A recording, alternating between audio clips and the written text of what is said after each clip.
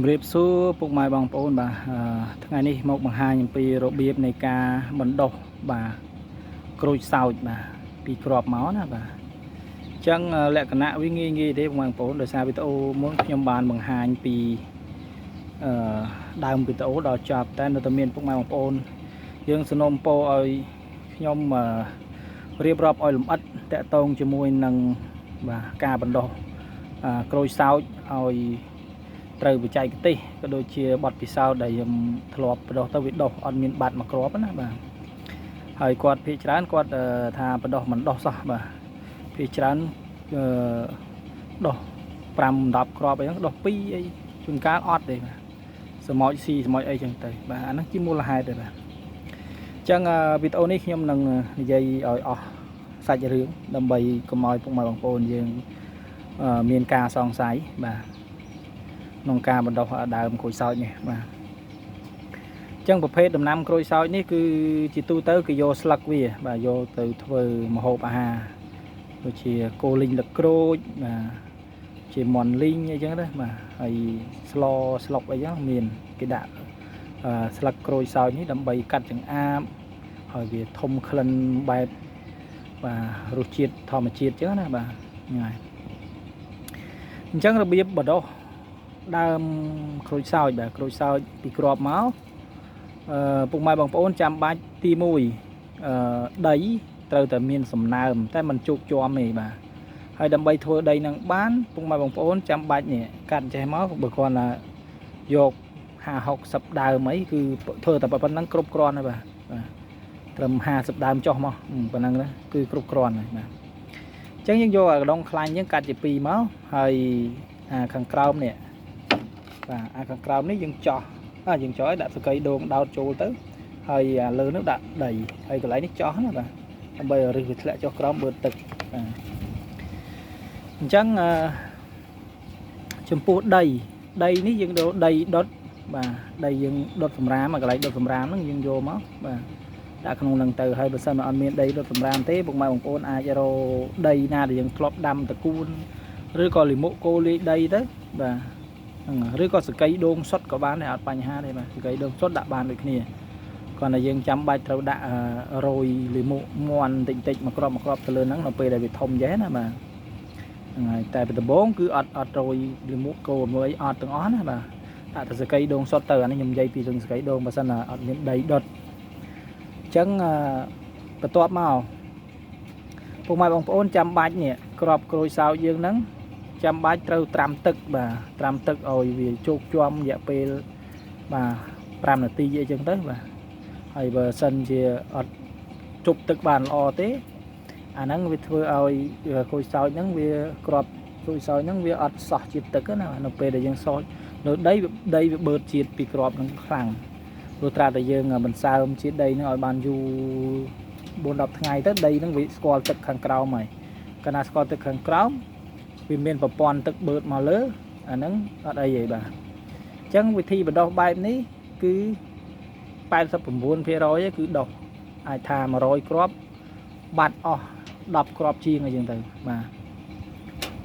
ហើយខ្ញុំតែងតែបណ្ដុះគ្រាប់ដែលយ៉ាប់គឺខ្ញុំធ្វើប្រព័ន្ធទឹកបែបហ្នឹងបាទបែបហ្នឹងនេះបែបហ្នឹងទេហើយក្រោមគឺទឹកបងប្អូនអស់យើងថែមអញ្ចឹងណាបាទហើយក្រូចសើចនេះខ្ញុំបណ្ដុះខ្ញុំត្រូវការតែប្រមាណដើមទេដែលថាយើងមានផ្លែក្រូច2-3ផ្លែអញ្ចឹងទៅក៏មានគ្រាប់ប្រមាណខ្ញុំដាក់ចូលនឹងទាំងអស់តែម្ដងអញ្ចឹងក៏ទុកវានៅចោលនឹងរហូតទៅបើរយៈពេលចូលជិត2-3ខែនេះបាទយើងបានខែនេះទុកចោលបាទ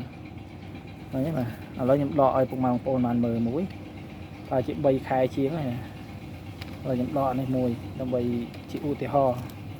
បាទនេះពុកម៉ែបងប្អូនតោះហើយនេះបាទលាងទឹកបន្តិចទៅបាទចាំផ្លែតលាងទឹកបន្តិចទៅដើម្បីឲ្យវាឃើញឬគឺវាល្អយ៉ាងណាអីយ៉ាងណាអញ្ចឹង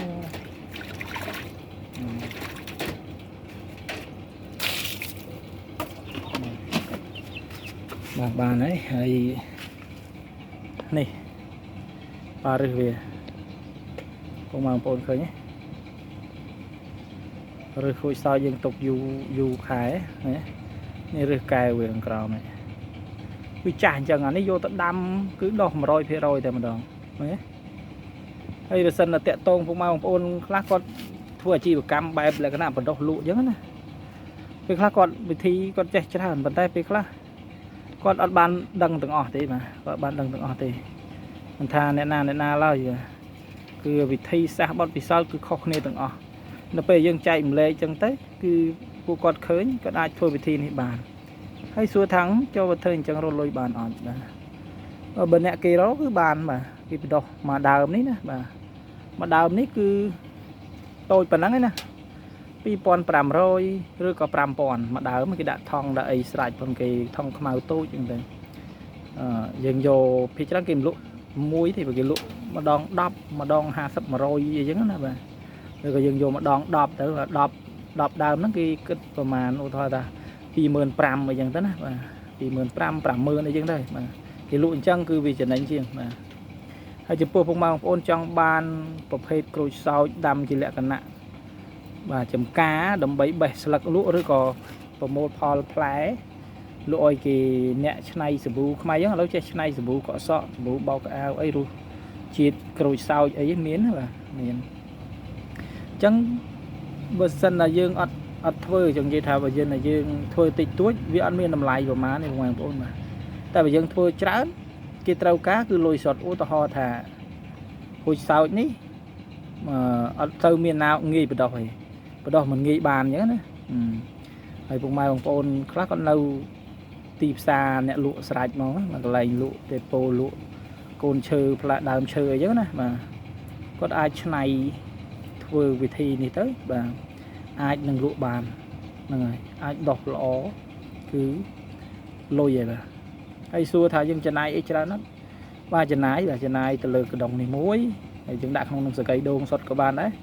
បាទដាក់អញ្ចឹងទៅហើយចាក់ទៅទឹកនេះកុំឲ្យហៀជ្រុលពេកបាទទឹកក្រោមនេះដាក់តែយើងមានបើសិនកុំឲ្យជ្រុលពុកម៉ែបងប្អូនអាចចោះណា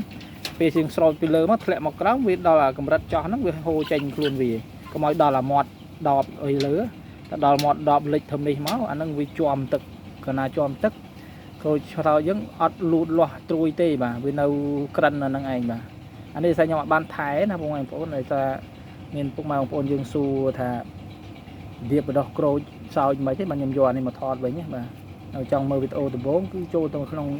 Channel My Agriculture ទៅឃើញបាទខ្ញុំដាក់នៅក្នុងនោះឯងបាទច្រើនណាស់ក្នុងវិធីផ្សំវិធីបដោះវិធីបំបែកពូជតាមវិធីកាត់ដោតអីមានទាំងអស់បាទនៅក្នុងហ្នឹងហើយខ្ញុំធ្វើវីដេអូគឺពីច្រើនគឺសំណួររបស់ពុកប៉ែបងប្អូននេះបាទគាត់សួរវាឲ្យយើងឆ្លើយលម្អិតក៏ខ្ញុំឆ្លើយតាមហ្នឹងទៅគឺបានទាំងអស់គ្នាតែម្ដងបើថាឆ្លើយម្ដងមួយគឺអត់អស់ឲ្យពុកម៉ែបងប្អូនហ្នឹងច្រើនពេកហ្នឹងហើយអញ្ចឹងអ្នកឆ្លាញ់កសិកម្មគាត់ព្យាយាមស្ដាប់អ្វីដែលខ្ញុំបានអត្ថាធិប្បាយទៅហើយគាត់អាចអនុវត្តបានហើយសួរនិយាយមកកំភ្លោះមិញប្រហែលជាចាប់មិនទៅបានទេបាទហ្នឹងហើយអញ្ចឹងខ្ញុំនិយាយម្ដងទៀតតកតងជាមួយនឹងការបដោះបាទក្របក្រូចសើចនេះទី1ពុកម៉ែបងប្អូនចាំបាច់រកអាកដុងជាមកដើម្បីធ្វើជាប្រព័ន្ធទឹកបាទកដុងខ្លាញ់ណាបាទ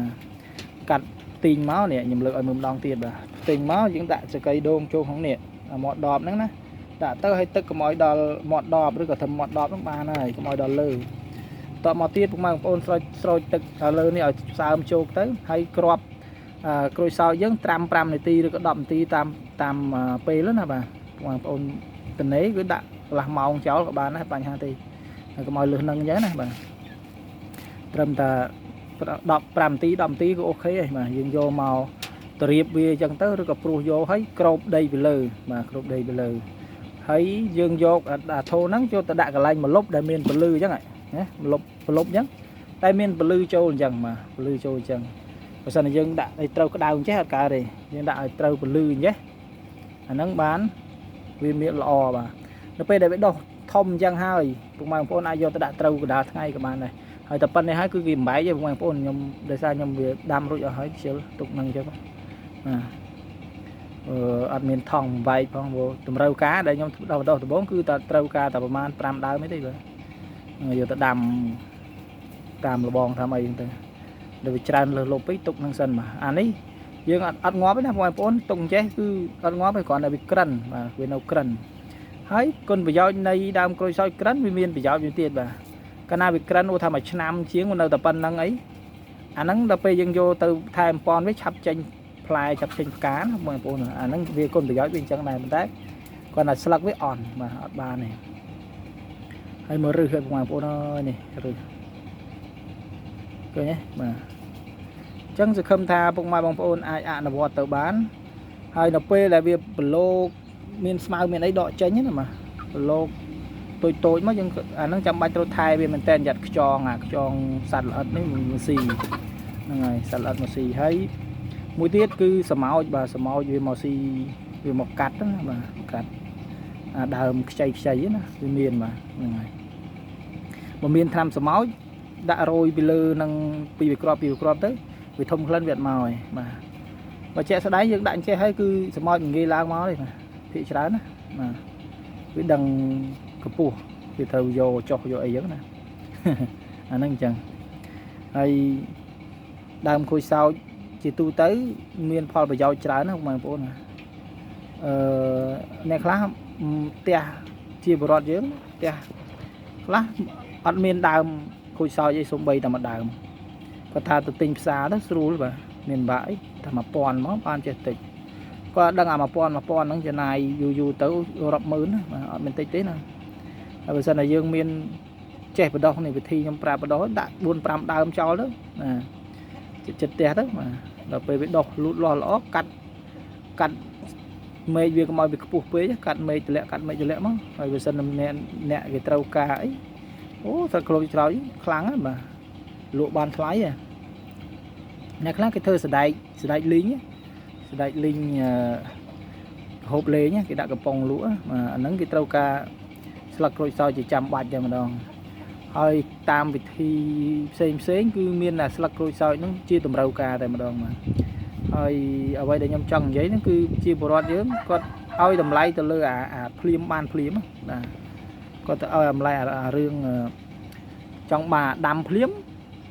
ឬក៏ចង់បានត្រូវការធ្វើម្ហូបទៅផ្សារផ្លឹបទិញតែ1000មកបានក្នុងកំភ្លុះគាត់ថាអញ្ចឹងណាបាទគាត់ដឹងថាអាស្លឹកក្រូចដែលលក់ទីផ្សារខ្ញុំនិយាយប៉ះពាល់ដល់បងប្អូនគេល្អទេបាទមួយចំនួនដែលនៅក្នុងទីផ្សារធំដូចពេញបាទកន្លែងបោះដុំធំណាស្លឹកក្រូចឆ្មាក្រូចសើចនេះណាបាទបើអត់មានដាក់ថ្នាំបាទឬក៏អត់មានទុកដាក់ឲ្យល្អទេក៏ហមឬស្វិតលឿនណាបាទវាទៅខូចលឿនណាតែពុកម៉ែបងប្អូនមានចំណាំហីបាទឃើញដើមគេកាត់មកទាំងដើមគេចង់បាច់ហ្នឹងណាបាទអត់ចេះខូចមិនដឹងមិនមូលហេតុអីអាហ្នឹងយើងមិនបាច់និយាយនាំប៉ះដល់ទីផ្សារគេខ្លាចគេថាចេះតែនិយាយទៅខូចទីផ្សារតាមពិតយើងនិយាយអញ្ចឹងដើម្បីឲ្យពុកម៉ែបងប្អូនងាកមកដាំខ្លួនឯងទៅបាទការពារសុខភាពព្រោះមនុស្សឥឡូវឈឺរឿងជំងឺមិនឆ្លងហ្នឹងគឺវាច្រើនជាងជំងឺឆ្លងទៀតសំណួរជំងឺមិនឆ្លងហ្នឹងស្អីគេបាទជំងឺមិនឆ្លងដូចជាកាពះពូវៀនហើមលំពេងបាទជំងឺឆ្លងដូចជាមេរោគគ្រុនចាញ់ថ្លើមអាហ្នឹងគេឆ្លងជំងឺមិនឆ្លងគឺកើតឡើងនៅក្នុងបាទគ្រឿងក្រៅខ្លួនយើងហ្នឹងណាបាទមហារីកអីចឹងណាបាទអាហ្នឹងកើតមកក៏ពីយើងហូបគីមីជាទូទៅរាល់ថ្ងៃទៅវាបកករោគម្ដងតិចយើងអត់ដឹងខ្លួនទេដល់ពេលវាធ្ងន់គឺយើងជាប់តែម្ដងឃើញចាស់ពីសម័យដើមមិនដែលឃើញមានណាចូលពេទ្យអីដល់កាលម៉ែតអីផងបាទគាត់ផឹកតែថ្នាំខ្មែរហើយហូបតែរបស់ល្អតែមើលថ្មិញពួកគាត់អត់ចេះបាក់ឯឥឡូវក្មេងមិនតាន់បានអាយុមិនតាន់បាន20ផងបាទអស់លីងហើយគៀមដោយសារអីគីមីហូបយូរអាស៊ីតវាកាត់